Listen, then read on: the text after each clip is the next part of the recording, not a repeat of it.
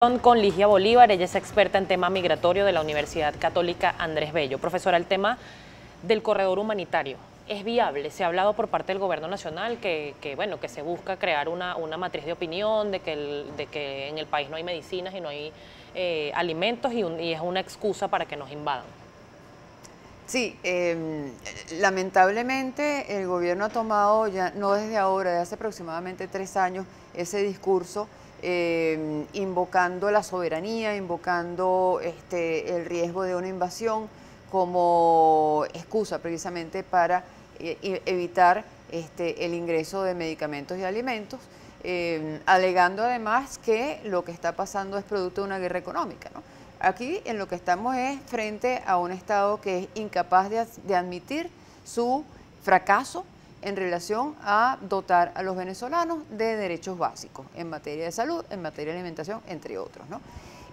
Si es posible, es perfectamente válido que haya una ayuda humanitaria. Es más, ¿quién la solicita? ¿Quién debe solicitar? Para terminar la idea, es más, cuando otros países han pasado, por ejemplo, por una catástrofe natural, Venezuela ha enviado ayuda humanitaria. Eso no es injerencia, eso no es invasión, eso no es imperialismo, eso es simplemente solidaridad internacional.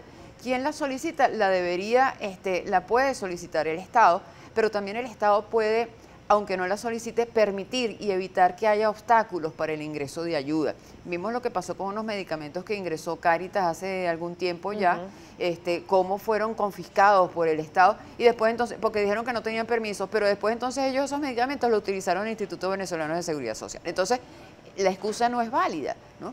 De lo que se trata aquí es que el gobierno admita de una buena vez que hay una situación generada por ellos mismos y no por una guerra económica que hace necesaria la solidaridad internacional a través de este corredor humanitario. Eso es perfectamente válido, perfectamente posible y es indispensable. O sea, es criminal que el gobierno, por un tema de orgullo político, esté sometiendo y se continúe sometiendo a la población a una situación de hambre, a una situación de desamparo en materia de salud. Y lo peor es que entonces ya las consecuencias de ese desamparo se están sintiendo en los países que están siendo receptores de la migración.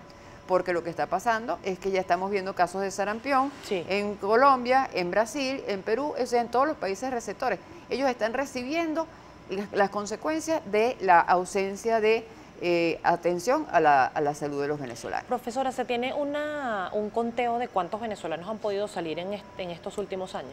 Mira, hay muchas cifras, desde 800.000 hasta 4 millones. Nosotros tendemos a pensar que la cifra más cercana a la realidad es la que maneja la Oficina del Alto Comisionado de Naciones Unidas para los migrantes, refugiados, que hablan de 1.600.000, pero hablan de 1.600.000 en un periodo de más o menos 4 años y la proyección que hay para el próximo año es de 3 millones, o sea que se duplique, ¿no? O sea, lo que estamos hablando es de un fenómeno exponencial que comenzó con poquitos, después se duplicó, esa duplicación se duplicó y en este momento tenemos en 2017 tuvimos una cantidad enorme de migrantes y la proyección de 2018 es peor y para 2019 se espera que sea todavía mayor.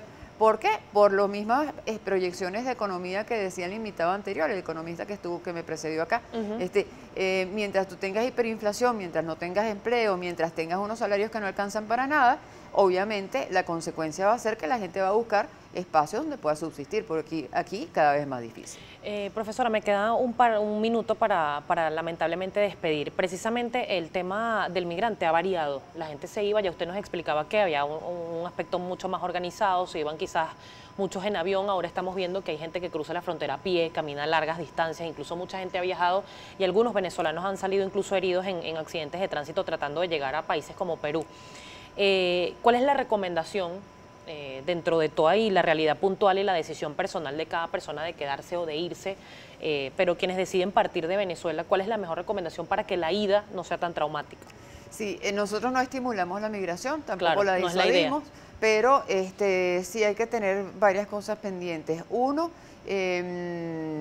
ir con medios confiables, en el sentido de que también en medio de la desesperación de las personas, esto se hace propicio para diferentes cosas como trata de personas, como corrupción por parte de funcionarios, y la Guardia Nacional no es un secreto para nadie que desde que tú sales hasta que llegas a la frontera está quitándole a las personas lo que llevan. Entonces, ir con lo mínimo indispensable, ojalá con la posibilidad después de mandar a buscar mandar anteriormente algunos recursos económicos si es que los tienen, pero en todo caso tratar de no hacerlo solo y a tratar de hacerlo a través de medios y mecanismos más o menos formales. Decíamos. Mientras mayor es la informalidad, mayor es el riesgo de ser víctima, tanto en el país como fuera de situaciones que incrementen, que acentúen la violación de derechos. Muchísimas gracias. Muchas gracias a ustedes por el interés. Estábamos conversando con Ligia Bolívar, ella es experta en tema migratorio de la Universidad Católica Andrés Bello, además miembro del Centro de Derechos Humanos de esta misma casa de estudios. Son las 8:12 minutos, nos corresponde revisar nuevamente el tránsito.